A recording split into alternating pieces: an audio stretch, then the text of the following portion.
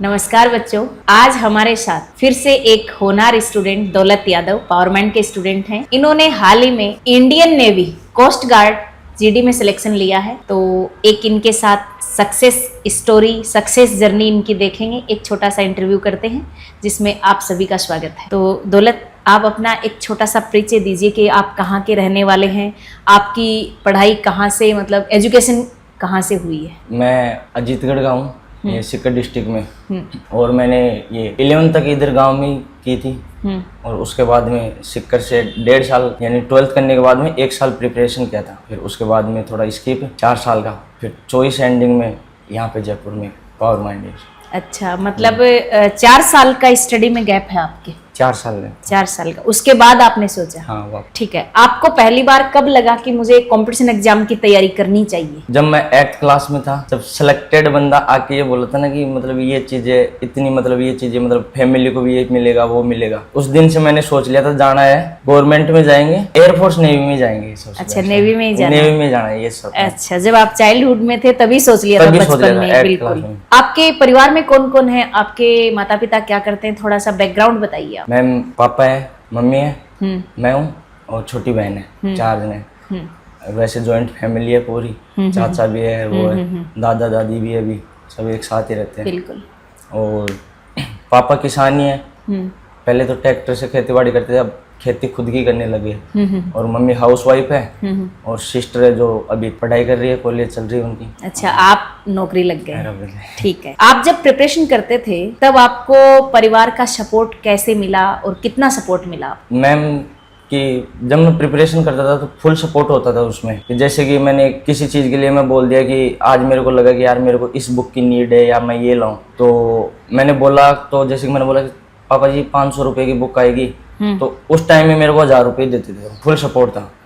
फिर मैंने ये स्किप कर दिया था। उसके बाद में भी मेरे को बैठा के और पूरा समझाया, पैसे हम लगा रहे हैं, तू पढ़ ले, तेरे मतलब समझ में आए ना आए वो कोई दिक्कत नहीं है, पर एक बार तू पढ़ ले हमारे कहने से। अरे आज उनकी बदौलत वो समझाया था, उनकी वजह से आज यहाँ पे। जब आप प्रिपरेशन स्टार्ट करी थी तो शुरुआत में स्टार्टिंग में कौन से सब्जेक्ट में सबसे ज्यादा दिक्कत आती थी आप। मैं स्टार्टिंग में किया था तब मेरे को इंग्लिश में दिक्कत होती थी। और मैथ का तो स्टूडेंट था, मैथ तो हो जाती थी, और जीके में दिक्कत आती थी। दोनों सब्जेक्टों में। फिर कैसे आपने इसको तैयारी में लाए आप। जैसे कि इंग्लिश में तो सबसे बड़ा है कि अपने वो वोकैबुलरी आते थे, ये याद नहीं होते, तो मैंने वही चीज की मैंने ये सोचा कि अपने को रटना ही नहीं है, याद ही नहीं करना, ओनली 10 मिनट डेली रीडिंग करूंगा सिर्फ। आने वाले 20 या 25 दिन तक तो अपने को लगेगा यार अपन कुछ नहीं कर रहे।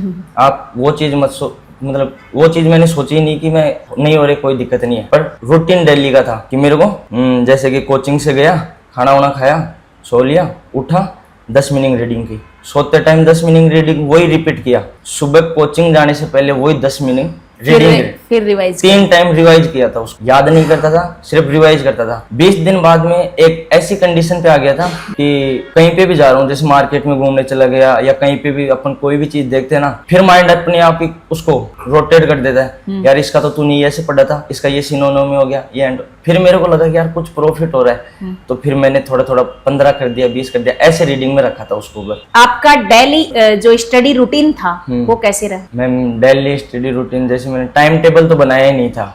मैंने एक चीज सोची थी, पूरे सब्जेक्ट पढ़ने हैं और डेली पढ़ने हैं, सब सब्जेक्ट को टच करना है, मतलब सब सब्जेक्ट को टच करना है। किसी को 1 घंटे, किसी को 2 घंटे, जिसको लगे कि ये मेरा सब्जेक्ट हार्ड है, जैसे मैथ हुआ, कैलकुलेशन में दिक्कत आती है तो उसमें टाइम लगता है, तो मैं सोचता था कि अपने को ज्यादा भी नहीं तो 5-10 क्वेश्चन भी निकाल लेंगे 1-2 घंटे में, तो ऐसा हो जाएगा कि हाँ यार मैंने पढ़ा है आज कुछ थोड़ा बहुत। तो मैं टाइम टेबल तो रखता नहीं, डेली रूटीन में करता था। जैसे कि पढ़ लिया, कुछ काम करने चला गया, कंटिन्यूटी ऐसे नहीं कि 3-4 घंटे बैठ के पढ़ लिया, वो कर लिया, 2 घंटे पढ़ लिया, 5-10 मिनट का गैप दे लिया, भाई 1 घंटे पढ़ लिया तो उसको गैप दे दिया, फिर थोड़ा माइंड को फ्रेश हो गया ना, वो रिपीट नहीं होता। जैसे मैं इंग्लिश पढ़ के रख दिया, जीके ले लिया, उस वजह से जैसे माइंड में रिपीट होता है ना, तो वो नहीं होता था। डेली सेल्फ स्टडी को कितना टाइम देते थे आप। टाइम तो वैसे फिक्स नहीं है, पर तो भी डेली का निकल ही आता है कि रेशो कितना, मतलब रेशो अपन लेके चलेंगे तो देखा जाए मेरे हिसाब से कोचिंग के जाने के बाद में 5-6 घंटे आते। 5-6 घंटे रूटीन में रहे आप, डेली रूटीन में 5-6 घंटे। जो आपने नेवी की पोस्ट ली है हाँ जी। तो फिजिकल भी किया होगा। हाँ मैम। तो पढ़ाई के साथ साथ फिजिकल फिटनेस को कैसे मेंटेन करते थे आप? मैम मैं सुबह बताया था अभी, उठने का टाइम मेरा टेबल फिक्स था ही नहीं, 2:30 बजे से 4 बजे के बीच में ही उठता था। उठ जाते थे 2:30 से 4 के 2:30 से 4 बजे के बीच में मैं उठ जाता था। माइंड में एक ही चीज थी, कभी 3 बजे कभी 2:30 बजे। हालांकि एक बार मैंने 2:30 बजे उठ गया था, मेरे पास फोन वोन ये थे नहीं। आंटी जी बोली बेटा क्या करा, मैंने बोला आंटी जी 5 बज गए ना, मैं नहाने जाऊंगा।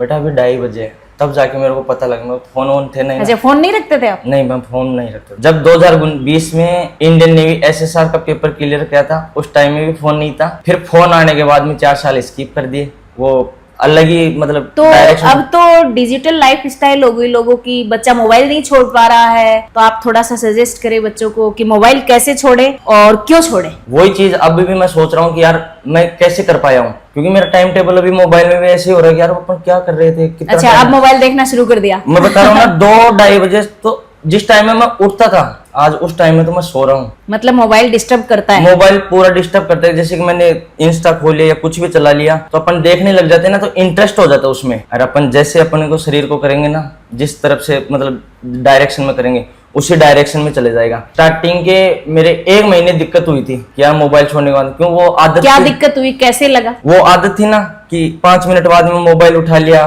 रील स्क्रॉल कर ली, वो आदत थी।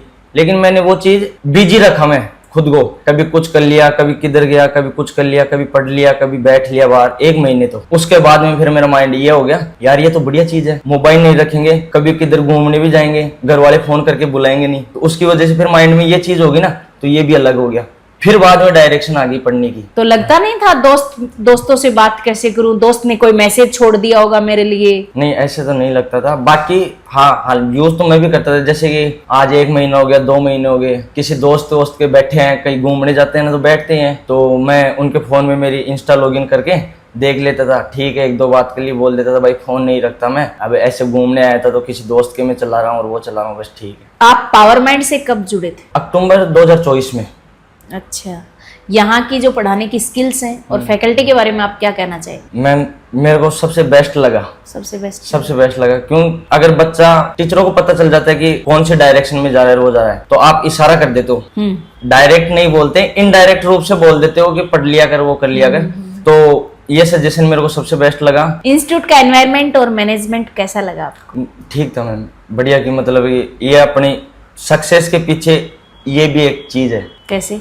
कि जैसे कि मैं खुद मतलब वो बोलते हैं ना कि एक सिंसियर ट्रैप में मैं खुद शेड्यूल में रहूँ। अब मैं कोचिंग में आ रहा हूँ, कोचिंग में क्लास में नहीं बैठ रहा, बैग रख दिया, बाहर घूम रहा हूँ, वो कर रहा हूँ, तो उससे डायरेक्शन ही वो चेंज हो गई। मैं आया, मेरे को एक ही चीज था, रूम से निकलता था कि यार अपने को 4 घंटे बैठना है। सबसे बड़ी चीज बताऊं, मैं ये 4 साल स्किप की थे ना, मैं कोचिंग ज्वाइन की थी पहले सिक्कर में। मैं सोचा था आज से पढ़ाई फुल डेडिकेट से जाऊंगा। 1 घंटे की क्लास में मैं 1 घंटे भी प्रिपरेशन में नहीं बैठ पाया। क्लास में बैठा, मेरे को लगा कि यार 1 घंटे नहीं बैठ रहा हूँ। बीच में सर को बोल देते थे, सर घर से कॉल आ गया, भाई को एडमिशन कराना, ऐसे झूठ वूठ बोल के उधर से निकल के आता था। यहाँ पे ज्वाइन की थी ना, तब भी मेरे को यही लग रहा था कि यार मैं नहीं कर पाऊंगा। लेकिन आप लोगों का मतलब जो प्यार था साथ में, मतलब जो चीजें बताते थे, हंसी मजाक कराते थे, उससे पता ही नहीं चला कि 4 घंटे में कैसे निकाल लिया। 5 घंटे 6 घंटे कभी भी बैठते, 6 घंटे पता नहीं कहाँ से उठा लाएगी। हाँ, टाइम का भी पता नहीं चला कि कैसे निकल गए। सुबह बैठा हूँ, शाम को यार मैं बैठ पा रहा हूँ, मैं कर पा रहा हूँ। अपने इंस्टीट्यूट में डेली टेस्ट सीरीज चलती है? जी मैम। टेस्ट आपने भी लगाए हैं? हाँ मैम, लगाए थे। प्रिपरेशन में कैसा योगदान रहता है उनका टेस्ट का? मैम एक तो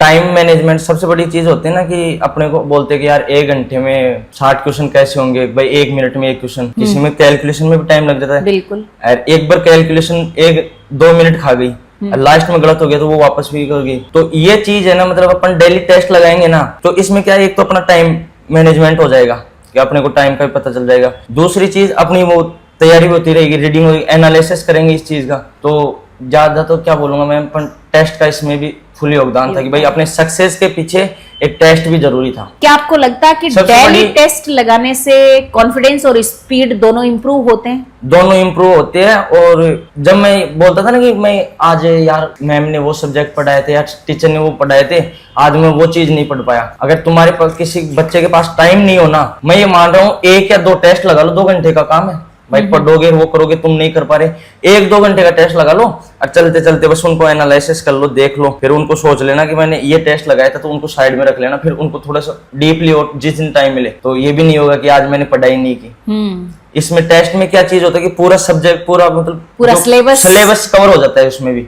बिल्कुल। एग्जाम के दिन जब आप एग्जाम देने गए, कैसा लगा, क्या एक्सपीरियंस रहा? मैम मैं सही हर बार जब एग्जाम देने जाता था ना, तो मतलब ऐसे लगता था कि यार अपन इतनी दूर आते हैं, भाई घर से निकलते हैं, पैसे भी खर्च होते हैं आने जाने में, और अपना टाइम भी खराब होता है, खुद परेशान होते हैं। भाई अपने को खुद को ही पता नहीं होता, जैसे कि मेरे सेंटर है ना, जो लोगों के ड्रीम होते हैं ना घूमने के, वो सेंटर है। मैंने ऊपर से लेह लद्दाख में भी फिजिकल के लिए सब जगह जाके मैंने ट्राई किया था। मैं बस एक वजह से रह पा रहा था, क्योंकि मेरा कोई मतलब डायरेक्शन है ना, जो कोचिंग का ऑफलाइन का बहुत फर्क पड़ा था। अगर मैं उस टाइम में कर लेता तो मैं कब का ही निकाल लेता। पेपर इजी लगा या टफ लगा जब आप एग्जामिनेशन हॉल में बैठे उस टाइम? मैं कुछ सब्जेक्ट, जैसे मैं मैथ का हूँ तो मैथ का ही ज्यादा मैं बात कर रहा हूँ। मैथ का तो ऐसा लगा था कि मेरे को, जैसे कि इसमें 1.5 घंटे का पेपर था मेरा, 2 पेपर लगते हैं इसमें जीडी से, जो 60 क्वेश्चन 60 मिनट जीके के, इंग्लिश के और रीजनिंग के। वो मैं इस हिसाब से कह रहा हूँ, मतलब इसके सक्सेस के पीछे था टेस्ट मेरा, क्योंकि मैं टेस्ट लगाता था। कभी नहीं लगाए तो कभी 2 लगा लिए, कभी 3 लगा लिए दिन में। कभी कभी ऐसा हो जाता था कि यार अपन ने 1-2 दिन नहीं लगा लिए, अपन ने सोचा था घूम के आए हैं, वो करके आए, तो आज इधर लगा देते, टेस्ट लगा देते, वो लगाता था। और उसका सक्सेस को मेरे एग्जाम में मिला। 60 मिनट में 60 क्वेश्चन करने होते हैं, यानी कि 1 मिनट में 1 क्वेश्चन, और यही कर पाते हैं। मैम मेरे पास 60 क्वेश्चन करने के बाद में 10-15 मिनट बची थी, जिसमें मैं रीजनिंग के और जो भी मैथमेटिक्स के क्वेश्चन थे, मेरे को लग रहा था कि यार गलत ना हो जाए, पूरा पेपर रिवाइज कर लिया था उसमें। जब मेरे को ऐसे खुशी से हो गई थी कि यार अपने मतलब से थी। और क्या खुशी हुई? खुशी ऐसे हुई थी कि यार अपन वो टेस्ट लगाए थे ना, तो मतलब आज उसका मतलब मेरे को फल इधर मिल गया। बिल्कुल, कि मैंने मेहनत की थी। सेकंड पेपर था, 25 नंबर की मैथ थी, 12th लेवल की वो, और 25 नंबर की फिजिक्स थी। 50 क्वेश्चन 30 मिनट, वो सब कर लिए थे। आप कह रहे हो मैं मैथ्स से हूँ, तो मैं मैथ्स की बात करूँ। कंपटीशन एग्जाम की जो तैयारी है वो मैथ्स का स्टूडेंट भी करता है, बायो का भी करता है, कॉमर्स का भी करता है, आर्ट्स का भी। तो मतलब आप ये बात कह के तो बाकी बच्चों को डरा रहे हो, इसका मतलब? नहीं मैम, क्या आर्ट्स का बच्चा मैथ्स सॉल्व नहीं कर सकता, साइंस नहीं पढ़ सकता? मैं मैथ का स्टूडेंट था, तो मेरे को तो भाई स्टार्टिंग से मैं मैथ ही पढ़ा हूँ, तो मेरे को इंटरेस्ट तो रहा है मैथ में। पर मैंने एक चीज साथ में रखी है ना, कि जैसे कि मेरे यार एक ही सब्जेक्ट से तो कुछ नहीं होगा, पूरे सब्जेक्ट साथ लेके चलने पड़ेंगे। बस ये चीज है कि जो चीज मैं मैथ में, जैसे कि आज मैं अगर मैथ से मत डरता तो 2-3 घंटे पढ़ता, इसको ज्यादा टाइम देता। मतलब मैं बच्चों को ये बोलना चाहूंगा, जिस चीज में तुमको डर लगता है उसको ज्यादा टाइम दे दो। बिल्कुल। और पढ़ो, और ऐसे नहीं कि कैसे मतलब पढ़ लिया और वो हो गया। जैसे कि मैंने आज एक चैप्टर कर लिया, जैसे जीके का। जीके मेरा मजबूत किस वजह से हुआ था, आप बता रहे हो ना कि भाई मैथ की बात कर रहे हो, डरा रहे हो। और डराने की कोई बात नहीं है, सब कवर कर सकते हो उसमें। जीके को मैं एक ही चीज करता था, रीडिंग करेंगे। माइंड में एक ही चीज है, रटना किसी को नहीं है, पढ़ना किसी को नहीं है, रीडिंग करना है। जीके को रीडिंग करता था, और जीके तो वैसे भी हिस्ट्री टाइप में, ऐसे फिल्मी टाइप में तो वो याद ही हो जाती है। करंट जीके में ये तो थोड़ा रहता, बाकी वो जीके तो याद हो जाते। मैं जैसे कि आज 7 दिन हो गए, एक चैप्टर कंप्लीट हो गया, उसको फिर रिपीट कर देता था दोबारा। तो आप ये बताओ, रीडिंग नहीं, फिर मैंने उसको वापस रिवाइज किया, रिवाइज रेगुलरिटी भी रखा और रिवाइज, कभी स्किप नहीं किया। यानी प्रैक्टिस बहुत जरूरी है। तो कोई भी सब्जेक्ट का बच्चा है वो एग्जाम निकाल सकता है। मैं बिल्कुल ठीक है। जब आपने रिजल्ट देखा अपना, आपको लगा मेरा सिलेक्शन हो गया? हाँ। तो क्या फीलिंग आई? पहले तो आपने रिजल्ट देखा, आपको पता चला कि आज मेरा रिजल्ट आ गया। हाँ। रिजल्ट देखने से पहले क्या आपकी प्रतिक्रिया थी और देखने के बाद क्या थी, दोनों बताइए मुझे।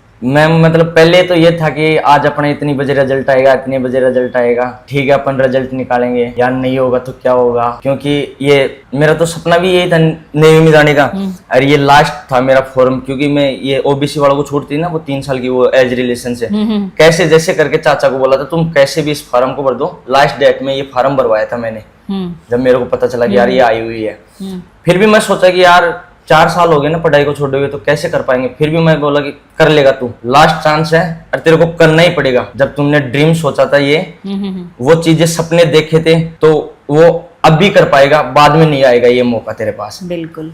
फिर मैंने उसको कर लिया, थोड़ा भी तैयारी वैयारी से फेज करके। फिर रिजल्ट देखने के बाद में मैं बोल रहा हूँ, मैं सिस्टर इधर रहती थी ना, मैं उसको बताया था ना कि हाँ भाई मेरा रिजल्ट गया। आ गया। सही बता रहा हूँ, मैं कॉल तो खुशी से किया था कि मैं बता दूं, पर आंसू आ गए थे मैम, खुशी के आंसू की, मतलब रो पड़ा था कि मैं अब चला जाऊंगा तुम्हारे शहर। मतलब आपने ये खुशखबरी सबसे पहले किसको सुनाई? मतलब जॉइंट फैमिली सब साथ थे, हाँ। रिजल्ट आया था तब। अच्छा, घर पे ही थे आप? घर पे नहीं, घर पे ही थे। नहीं, मेरे को पता नहीं था, मैं इधर ही था, रिजल्ट आया था तब तो अच्छा। जयपुर। मेरे को पता नहीं था कि आज रिजल्ट आने वाला है, क्यों उस टाइम में मोबाइल से बहुत कम लगाव था। पर शाम को जैसे ही मैं घूम घाम के बाहर फिर फार आया ना, तब चाचा का कॉल आया हुआ था। चाचा बोले कि तेरा रिजल्ट आया। सिलेक्शन हो गया। चाचा के पास ही मित्र की दुकान है, वो खुद निकाल लेते हैं। अच्छा, अब वो एक फार्म भरते हैं। उन्होंने आपको बताया कि हाँ, सिलेक्शन और आज उनके वजह से ही मैं यहाँ पे हूँ, क्योंकि मेरे को आज भी नहीं पता कि कौन सी वैकेंसी कब आती है कब आती है। मेरे को फॉर्म का भी पता नहीं है कब भर गए कब भर गए। मेरे को एग्जाम का पता चलता था मैम, जैसे कि एडमिट कार्ड जारी होते थे ना, तब मेरे पास चाचा बोलते थे सिस्टर वाले फोन पे, तेरा एग्जाम है यार, वो देख के आना पड़ेगा। तब मैं चाहता ये कब भर दिया था, तू दे आ बस। हाँ, पर मैं एक भी एग्जाम है ना मैंने मिस नहीं की। एक एग्जाम मिस की थी जिसमें आप भी डांट सुनाए थे। हाँ। वो इधर वो इस वजह कोलकाता था और मोबाइल वोबाइल नहीं थे, और उसी वो जाके आया हूँ मैं उधर कोलकाता। मेरा 20 में हुआ था ना, तो मेरा फिजिकल उधर ही था। तो उधर का क्या थोड़ा खाने वाने की वजह से थोड़ा मैं सोचा कि यार अपन नहीं कर पाएंगे ये चीज। तो आप जब प्रिपरेशन करते थे जी तो मैम। सबसे ज्यादा डायलॉग क्या बोलते थे तैयारी के लिए? कर लेगा तू इस बार, पढ़ता रहे, लगता रहे इसमें, और एक दिन वो जरूर आएगा। जब नहीं होता था ना कि कई बार अपन एग्जाम दे के आते करते रहते हैं, फिर नहीं होता था, घर वाले बोलते हैं कि तेरा नहीं हुआ, तू तो बोलता था मैं ऐसे ऐसे लंबी फाड़ता था, हो जाएगा हो जाएगा। तो मैं एक ही बात बोलता था, वो तो हर बच्चे को लगता है कि यार मैं करके आया हूं तो सही करके आया हूँ, पर मैं एक बात बोलता था, जो हुआ है अच्छे के लिए हुआ है। मैं फिर ये बात कह के टाल देता था कि शायद ये मेरे लिए नहीं बनी थी, मेरे लिए इससे बेस्ट होगी। अच्छा।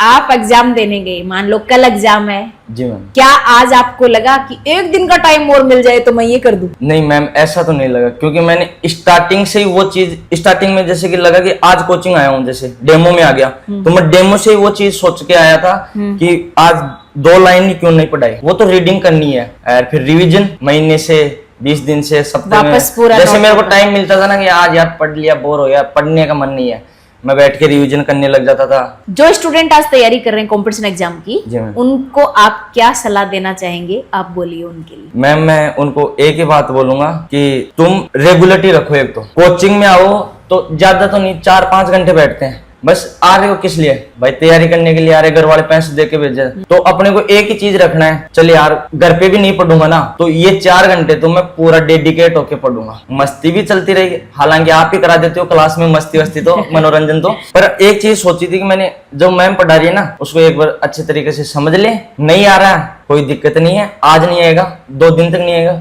मेरे को तो ऐसे डिफिकल्ट लगा था स्टार्टिंग में, ताकि मैंने कवर कर लिया था बहुत जल्दी इसको, क्योंकि मोबाइल नहीं था, सबसे बड़ी बात मोबाइल की थी मेरे साथ, तो और इसकी वजह से कर पाया। आपके साथ नहीं, ये मोबाइल की बात सबके साथ, सबके साथ है मैम, क्योंकि मैं खुद अब है ना बता रहा हूँ ना, मेरी मम्मी भी बोल देते हैं ना कि तू बहुत लेट उठता है, दोपहर में सोता हूँ मैं 3-4 घंटे। और अब तो घर वालों के पास ये रूटीन है, घर वाले एक ही चीज बोलते हैं, वो हो गया ना कि भाई पापा को, जब मम्मी को पापा को सभी एक चीज बोला ना, मेरा हो गया, ये 3 शब्द उनको सुनने के बाद में उनकी जो खुशी है ना, सही बता रहा हूँ मैम, सब फैल है फिर तो आगे शब्दों में बयान नहीं कर बयान नहीं कर सकते इस चीज को अपन। अगर कोई स्टूडेंट तैयारी कर रहा है और बार बार फेल हो रहा है हम्म। तो उसे क्या करना चाहिए?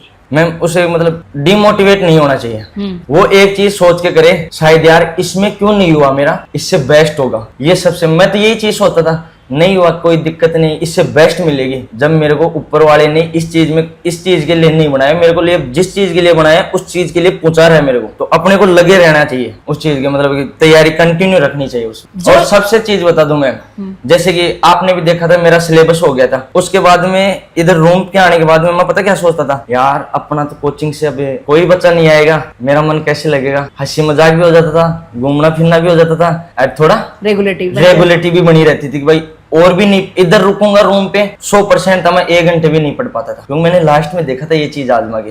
तभी तो मैंने आपको बोला था कि मैम थोड़ा करवा दो, 1-2 क्लास तो करवा दो, बाकी ज्यादा भी नहीं हो पाए तो बैठा देना अगर जगह हो तो। फिर आपने करवाया भी था, फिर वो तो रेगुलेटी सबसे बेस्ट रेगुलेटी रखी थी मैंने। जो नए स्टूडेंट तैयारी करने की सोच रहे हैं कि अब मुझे कोचिंग करनी है, मुझे तैयारी में आना है, उन बच्चों को पावरमेंट के बारे में क्या कहना चाहोगे? एक बार सामने देख के आप बता दो। मैं कोचिंग के बारे में एक ही चीज बताना चाहूंगा कि मतलब ऐसा लगा मेरे को इधर आने के बाद में, मेरे एक्सपीरियंस से बता रहा हूँ कि मैंने बोला था ना कि मम्मी को और पापा को जब कोचिंग आया था तो मैं बोला था 5 दिन वहां पे रहूंगा, 2 दिन यहाँ पे रहूंगा। इधर आने के बाद में मैं पता ही नहीं चला, यही मेरा घर हो गया। ऐसा लगा कि आपके पास में मैं कभी कभी मैसेज कर देता रात को कि भाई मैम ऐसे हो रहा था तो आप कभी आओ क्लास में। सबसे बड़ा सरप्राइज तब लगा था जब टेस्ट में फर्स्ट रैंक आई थी ना, तब आपने एक अचानक से मतलब वो सरप्राइज दिया था, वो लगा था। फिर अलग ही मतलब वो कॉन्फिडेंस हो गया था कि यार इस बार टेस्ट में नहीं आएंगे तो ऐसा लगेगा कि यार एक बार ही आया था ये तो, वो भी गलती से आ गया। हाँ, हो जाता कई बार।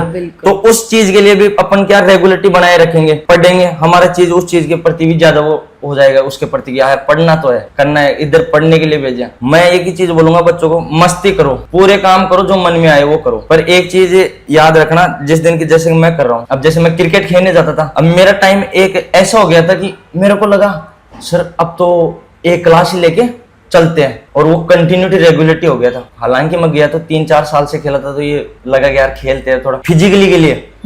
खेलने से वो होता था कि भाई माइंड भी थोड़ा फ्रेश होता था, रियल बात ही होता, मसल्स की एक्टिविटी होती थी। तो मैं सोचा, फिर मेरे को लगा ना कि यार अपन इस चीज के प्रति मतलब जिस चीज के काम के लिए इधर आए हैं ना, मतलब तैयारी के पर्पज से, वो चीज तो छूटती जा रही है, इस चीज के जा रही है, तो इसमें तो अपना भविष्य है ही नहीं। तो मैंने वो चीज नेगलेक्ट कर दी, फिर क्रॉस ही कर दिया कि अब खेलेंगे, जिस दिन पेपर ये हो जाएगा ना कर हो लिया, या फिर कभी महीने 2 महीने से क्या चलो भाई अपन वो होता है ना, हो जाता है यार आज पढ़ने का मन नहीं है, उदास उदास सा, तब थोड़ा मतलब माइंड फ्रेश करने के लिए तब चलेगा। तो बहुत बहुत धन्यवाद दौलत, आपने अपनी सक्सेस जर्नी से हजारों बच्चों को आज मोटिवेट किया। जो सुनेंगे आपको तो उनके अंदर भी मोटिवेशन आएगा।